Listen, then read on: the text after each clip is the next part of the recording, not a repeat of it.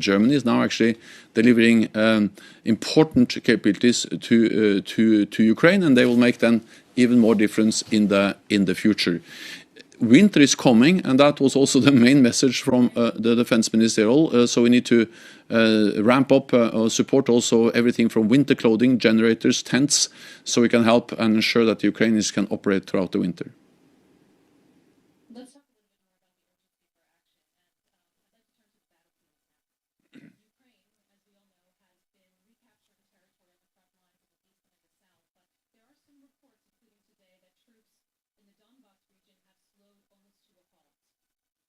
Russian reinforcements, meantime, have rushed to the front line, attempting to break Ukraine's momentum. How critical do you see this moment right now, not in the future, right now, for Ukraine's counteroffensive as the colder months settle in?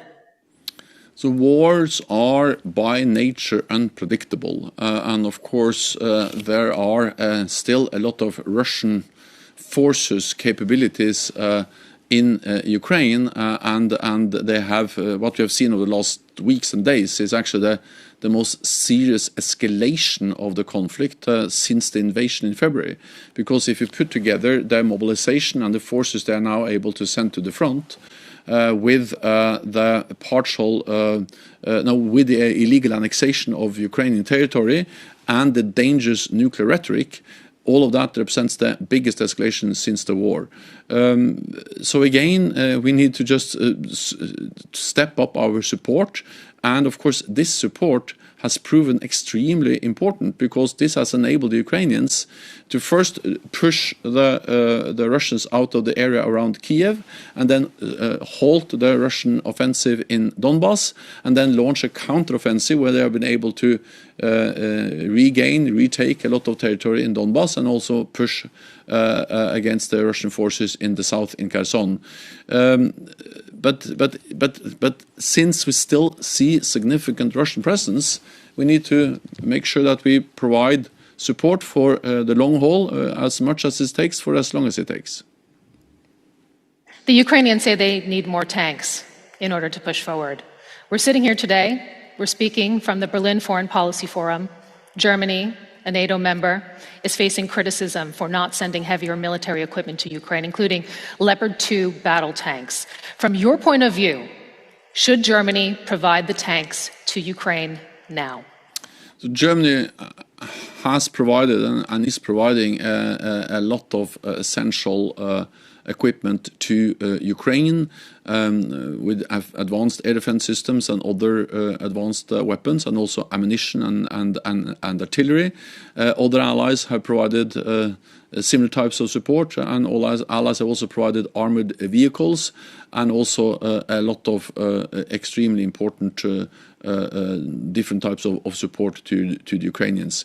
But Mr. Secretary General, I would just like to underscore the urgency that we have been hearing, and I'd like to mention a quote, for example, from Latvia's defense minister, and I'm going to read it out to you now. He says, "If Germany would give to Ukraine proportionately what we have given to Ukraine, this war would be over." Does Germany and other larger EU states need to do more now? We all need to do more now, and that was the message from the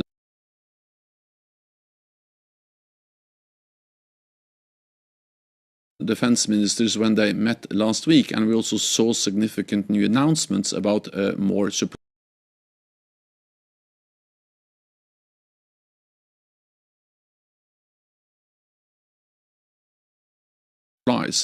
Then we had to realize that so far what we have done is significant new announcements about more supplies. Then we had to realize that so far what we have done is to mostly provide support. Message from the NATO defense ministers was that we now engage directly with the industry to be able to replenish our existing stocks of ammunitions, of capabilities, so we can both uphold our own deterrence and defense, but also continue to provide support to Ukraine. I want to talk a little bit more about the ramp up of production and the fact that that is a whole right now. But first, Putin says that he will use, and I'm quoting here, all weapon systems available to defend territory. This is being seen as a thinly veiled nuclear threat. This week, NATO is conducting routine nuclear drills. Russia's annual exercises are usually taking place late in October. How high is your concern right now that the Russian drills could be used to put nuclear weapons on high alert? We are very closely monitoring what they are doing, and we are vigilant, and of course, especially when they now are going to conduct a nuclear exercise. Having said that, the risk of any nuclear attack against Ukraine or use of nuclear weapons against Ukraine is low, but of course the potential impact, the consequence is so big. So this is a risk we have to take seriously.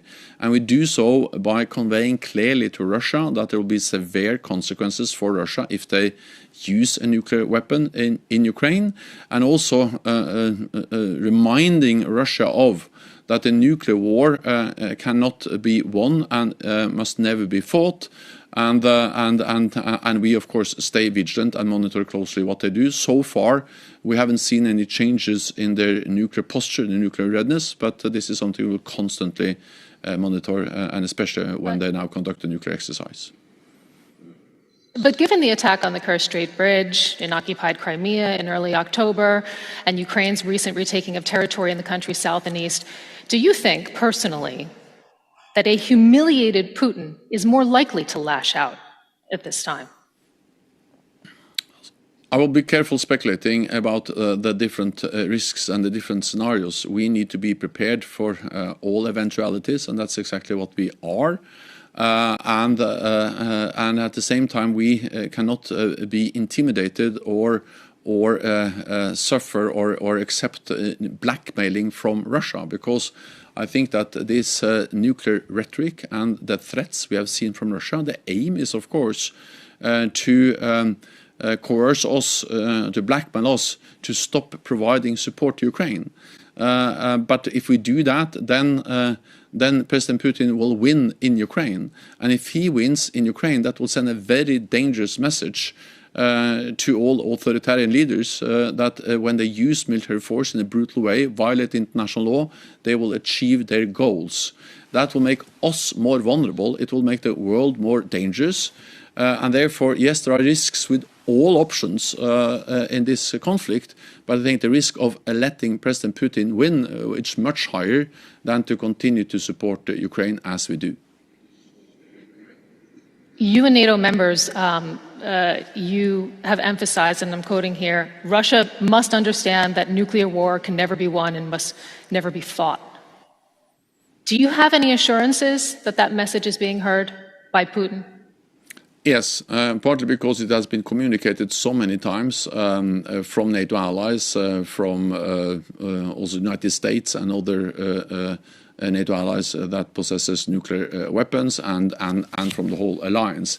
And actually, this is also something that Russia has subscribed to. So this is a well-known message. But of course, we have to make it. We have to repeat that message, because the nuclear rhetoric coming from Moscow, from President Putin, is dangerous, is reckless, and therefore we have to take these threats seriously. Even though the risk, the likelihood of an attack is low, the impact is so big. So the risk is something we have to take seriously. You've warned of severe consequences, such as? We will never go into the exact way we will respond, partly because that will depend so much on the kind of attack, the circumstances, the context, but also because we will never give a potential adversary the privilege of knowing exactly how we will respond. They know it will be severe consequences, and we have repeated that message several times over the last weeks. But do all 30 NATO allies agree on what the response would be? All NATO allies agree on the seriousness of any use of nuclear weapons, and this has been clearly conveyed from me and from also many other NATO allies. Second, I think we need to distinguish between use of weapons of mass destruction or nuclear weapon in Ukraine, and any attack on a NATO ally. An attack on a NATO ally will, of course, trigger Article 5, our collective defense clause, and to ensure that there is no room for miscalculation, for misunderstanding in Moscow about that, we have increased our military presence in the eastern part of the alliance, increased the readiness of our forces to make sure that an attack on a NATO ally will, of course, trigger a response from the whole alliance. And we do that not to provoke a conflict, but to prevent the conflict, to preserve peace. And that's fundamentally the same as NATO has done for more than 70 years, faced a nuclear threat or a challenge from the Soviet Union and Russia. Here's the response from Moscow. Putin's ally, Dmitry Medvedev, says that he thinks the NATO military alliance would not risk a nuclear war and directly enter the Ukraine war, even if Moscow struck Ukraine with nuclear weapons. Is he right? He is not right, because what we have stated clearly is that there will be severe consequences, but we're not lined out or gone into details of what kind of consequences there will be. And of course, we have many ways to respond, and that's exactly what we have communicated. While you warn, though, Moscow of severe consequences, French President Emmanuel Macron says that a French nuclear response to Russia using its own atomic arsenal against Ukraine or the region is off the table. That statement wasn't very helpful for your deterrence, was it? But we have different ways of reacting. It doesn't have to be any use of nuclear weapons. What we have stated again and again is that in the circumstances in which NATO would consider the use of a nuclear weapon remains very remote. But that doesn't take away the possibility of NATO to respond and NATO allies to respond if there is a use of nuclear weapon by Russia against Ukraine. And again, if there is any attack against a NATO ally, we have the whole alliance and Article 5 and our collective defense clause, and the purpose of that is to prevent that from happening. Russia says that Western states' support of Ukraine, you've mentioned what NATO members are sending to Ukraine, help make them a direct party to the conflict. With NATO members supplying the majority of support, isn't it going to be difficult for members to not be seen as a direct party? No, because we are not party to the conflict, meaning that we don't have forces on the ground. We don't participate in the fighting. But what we do is that we provide support to Ukraine. Ukraine has the right for self-defense. This is a right which is enshrined in the UN treaty. Every nation has the right to defend themselves against a war of aggression, a brutal attack, as we have seen against Ukraine. And NATO allies are helping Ukraine to uphold that right for self-defense, but that doesn't make us party to the conflict. I'd like to ask you about NATO enlargement, and in particular, Ukrainian President Volodymyr Zelensky announced a bid for fast-track membership of NATO. He pointed to the examples of Finland and Sweden. Will you agree to fast-track NATO's bid in the next 12 months? It's nothing new that Ukraine has the ambition of joining NATO. NATO's position remains unchanged. NATO's door is open. We have demonstrated that over the last years with North Macedonia and Montenegro, but also with Finland and Sweden. And of course, we also strongly convey the message that every nation has the right to choose its own path, including, of course, Ukraine. At the end of the day, it will be for the 30 NATO allies and Ukraine to decide on membership. Russia doesn't have any say in that. Our main focus now is on ensuring that Ukraine wins the war, and therefore all our focus is on providing support to Ukraine. But the question is, do you personally support NATO, Ukraine's application for fast-track membership? I personally stand by the decisions we have made, which is on saying that NATO's door remains open and that Ukraine one day will be a member of the alliance. But the short term, the priority now is on providing support to Ukraine to enable them to make more gains on the battlefield, and then to ensure that we can end the war in a way that ensures that Ukraine remains a sovereign independent nation in Europe. That's a precondition for any discussion about membership. You have, though, and I'd just like to quote you here, you have supported Finland and Sweden's bid. You came out and you said this would be an historic moment. Why do you dodge clearly answering whether or not you support Ukraine in a fast-track bid? Because I strongly believe that Ukraine is in a different position than Finland and Sweden are. Finland and Sweden are long-term partners of NATO. We have consensus in the alliance on inviting them to become members. We made that decision at the summit in Madrid in May. What we see in Ukraine is a war going on, and the top priority is therefore to provide military support to Ukraine, as we do as NATO allies and partners. And this military support is unprecedented, and it's really helped the Ukrainians to now make gains on the battlefield. Of course, the victories on the battlefield is something that belongs to the brave Ukrainian soldiers. But without the support from NATO allies, they would have not been able to make these gains and to push the Russian invading forces back, as we have seen over the last weeks. But if we look back, in 2008, NATO pledged that Ukraine would eventually become an alliance member. Ukraine, of course, has this on paper. Did NATO give false hopes to Ukraine all those years ago? No, so this is still the ambition of the alliance, but the focus has been since 2008 on reforms, on capacity building, on supporting Ukraine in moving towards NATO membership, as I also know that EU members have been working with Ukraine moving towards EU membership. But of course, since 2014, we have been in a situation where Russia has annexed Crimea and controlled eastern part of Donbass. So the main focus has then been to provide military support to Ukraine, and NATO allies, like especially the United States, the United Kingdom, Canada, have trained and equipped the Ukrainian forces not since February, but since 2014, and that has ensured that Ukrainian armed forces are much bigger, much better trained, much better led, much better equipped now than in 2014, and this is making a huge difference on the battlefield as we speak. Let's turn briefly to your strategic concept and to future threats. At the Chinese Communist Party Congress, President Xi Jinping said that China would use, and I'm quoting here, all necessary measures to secure Taiwan. Is the next conflict for NATO with China?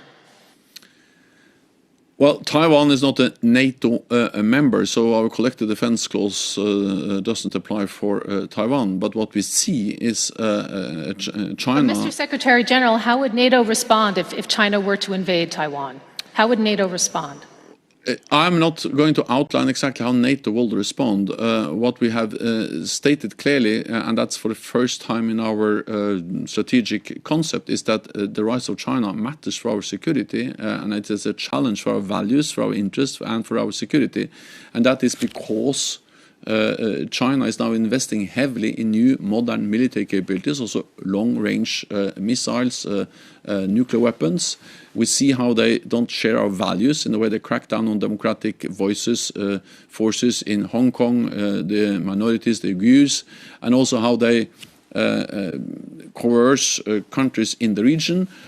So all of this makes it important for us to address the rise of China, not by isolating China. China is important also to engage with, and therefore we are both addressing the security challenges, but also the need to engage with China, as we do. And I met recently with the Chinese Foreign Minister, and that was my main message to him. The head of the British Cyber Intelligence Agency, he put it this way. He described the security threat posed by Russia as affecting the weather, while China's affects the climate.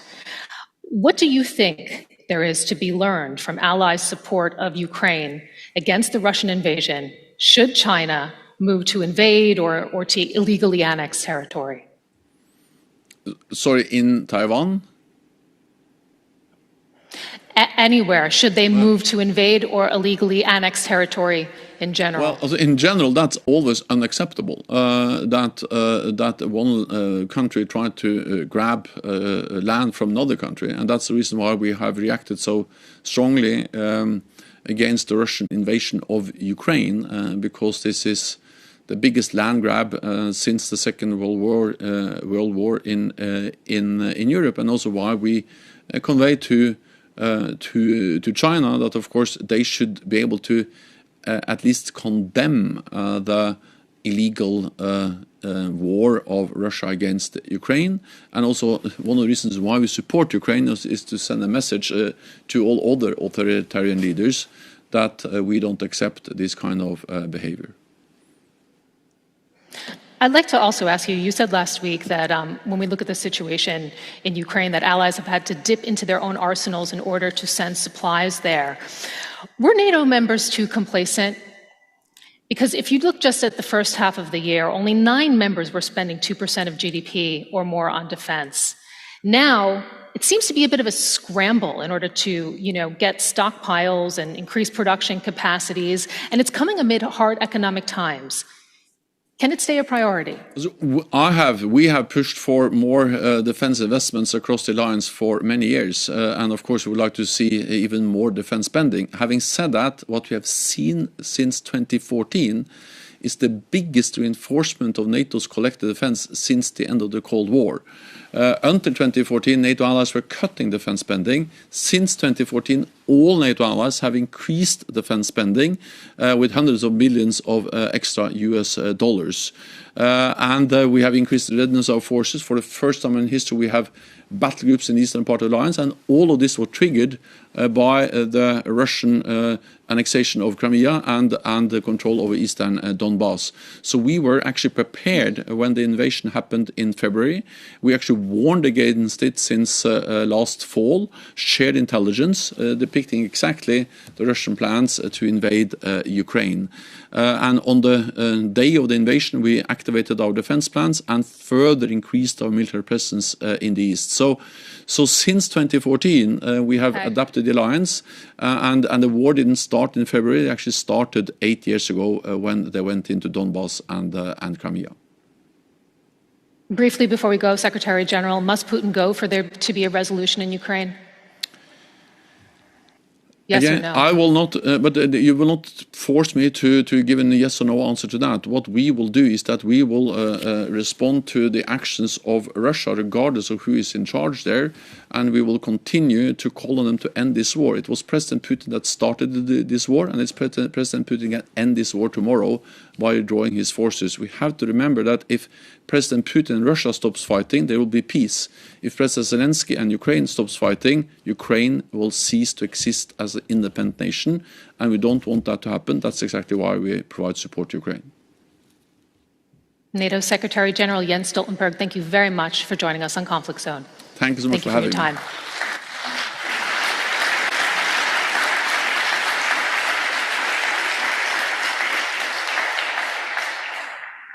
Mr. Secretary General, I understand that you have actually allocated some time for us here today in order to answer some questions from the audience. Hello, everyone.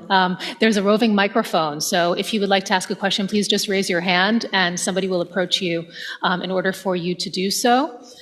There's also the option for you to submit your questions online as well, and I see somebody over here who has a question and another question. Please, if you could just keep your questions very brief, 2 sentences, because our time is limited. Thank you. Thank you very much. I'm Yulia Smolovska from Ukraine. Just a brief question to Secretary General. You've been referring that the NATO will be keeping supporting Ukraine military. It's in your interest for Ukraine to win the war. How can you then reflect to the data from the Kiel Institute of World Economy, who actually calculated that general stockpiles of tanks of NATO and EU combined is around 2,000 something, and you've provided Ukraine with just 200 something, so it's less than 2%.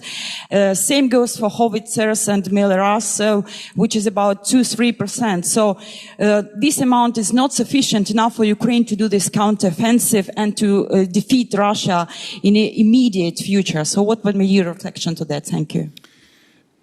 We are in We are in constant close dialogue with the Ukrainian leadership. I've, over the last few days, spoken with President Zelensky. We have met with Defense Minister Resnikov, and we are also, of course, in contact with their military leaders, and also, of course, with Foreign Minister Kuleba and the political military leadership in Ukraine. And we are assessing exactly the questions you raised on the specific capabilities.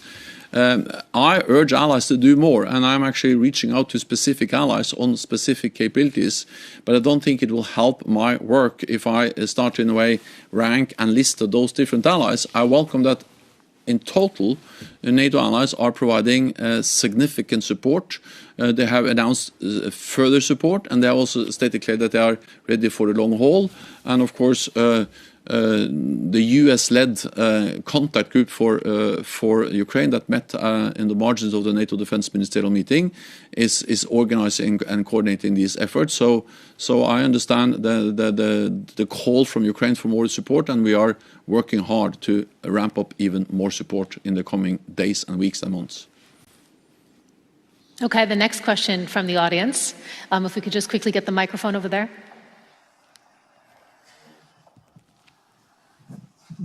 I'm Katie Chumbadze, Deputy Head of Georgian Mission to the European Union. Secretary General, indeed, this war of aggression of Russia did not start in February 2022 and even not in 2014. This war actually started in 2008 when Russia invaded Georgia and occupied its two sovereign regions. My question that I asked also in the morning would be about proactive response and policy to build peace and security throughout the transatlantic area, because throughout the last 14 years, the international community is in the responsive mood, reacting to each and every act of aggression by Russia. So in the long run, what should be the proactive policy of the NATO and the collective West? Thank you. This is partly a political and partly a military response to this. We need to strengthen our political partnership, our cooperation, our dialogue with those countries which are vulnerable for Russian interference. Georgia is, of course, one of them. Russia is already controlling parts of Georgia's territory. But it's also about capacity building, training, and different types of support. NATO allies provide support to Georgia, and we are working closely with Georgia as a close partner. And again, allies have agreed to do more, especially in light of the brutal attack on Ukraine. It highlights the importance of proactively working with a country like Georgia. Then I think it's also about ensuring that for instance, Georgia implement the necessary reforms and are addressing some of the concerns that we have expressed related to, for instance, corruption and the democratic control of the security institutions. So the more Georgia is able to address those concerns, I think the easier it is to mobilize the necessary support from NATO allies.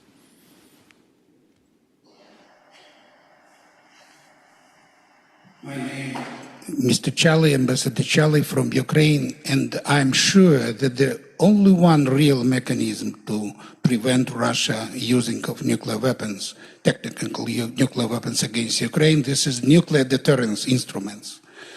Nothing more. We need effective nuclear deterrence instruments. What do you think about possibility in nearest future, in nearest day, nuclear umbrella over the Ukraine on the behalf of members of NATO who have nuclear weapons? Because without it, we have a real risk that nuclear tactical weapons will be used in Ukraine.